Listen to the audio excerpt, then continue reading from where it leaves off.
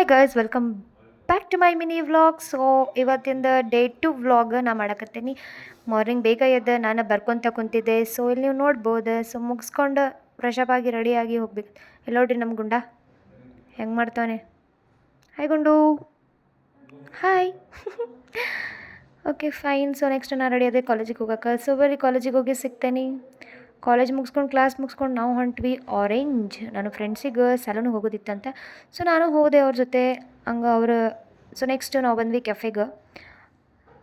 ಚಾಕೋಲಿಷಿಯಸ್ ಕೆಫೆಗೆ ಬಂದ್ವಿ. So cafe ಚೆನ್ನಾಗಿದೆ, ambience ಕೂಡ ಚಲೋ ಐತ್ರಿ. ಹಂಗೆ ನಾವು ಇಲ್ಲಿ ವೈಟ್ ಸಾಸ್ ಪಾಸ್ತಾ ಮತ್ತು ನಾಚೋಸನ್ನು ಆರ್ಡ್ರ್ ಮಾಡಿದ್ವಿ. ಓಕೆ ಫೈನ್, ಚಲೋ ಇತ್ತು ಟೇಸ್ಟ್.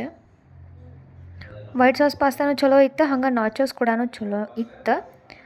ಇಲ್ಲಿ ನಾವು ನೋಡಾತಿದ್ವಿ, ನೋಡ್ರಿ ಕಲರ್ ನನಗೆ ಅಷ್ಟು ಬಂದುಬಿಟ್ವು. ಸೊ ಇದು ನಾಚೋಸ್ ನೋಡ್ರಿ ಹೆಂಗೈತಂತ. ಆಮೇಲೆ ನಾನು ನಿಮಗೆ ಇನ್ನೊಂದು ಹೇಳ್ಬೇಕು, ಇದನ್ನು white sauce pasta first time try ಮಾಡಿದ್ದು. ಯಾಕಂದ್ರೆ ಮೊದಲು ಬರೀ ರೆಡ್ ಸಾಸ್ ಪಾಸ್ತಾ ಅಷ್ಟೇ ಟ್ರೈ ಮಾಡಿದ್ದು. ವೈಟ್ ಸಾಸ್ ಪಾಸ್ತಾ ಚಲೋ ಇತ್ತು. ಸೊ ದಿಸ್ ಕೆಫೆ ಕೆಫೆ ಅದ. ಟೇಸ್ಟ್ ಮಾಡಿ ನೋಡೋಣಂತ ಬರ್ರಿ ಹೆಂಗೈತಿ ವೈಟ್ ಸಾಸ್ ಪಾಸ್ತಾ.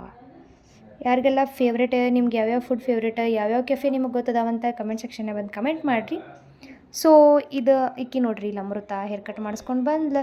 ಸೊ ನನಗಂತೂ ಫುಲ್ ಹೆವಿ ಟಯರ್ಡ್ ಆಗಿತ್ತು. ಅಲ್ಲಿಂದ ವಾಪಸ್ ಮನೆಗೆ ಬರೋಷ್ಟ್ರಾಗ ಬಿಸಿಲು ಬರೋಬ್ಬರಿ ಐತ್ರಿ ನಮ್ಮ ಹುಬ್ಳಿ ಧಾರವಾಡದಾಗ. ನಿಮ್ಮ ಕಡೆ ಹೆಂಗೈತ್ರಿ? ಬಾಯ್ ಬಾಯ್.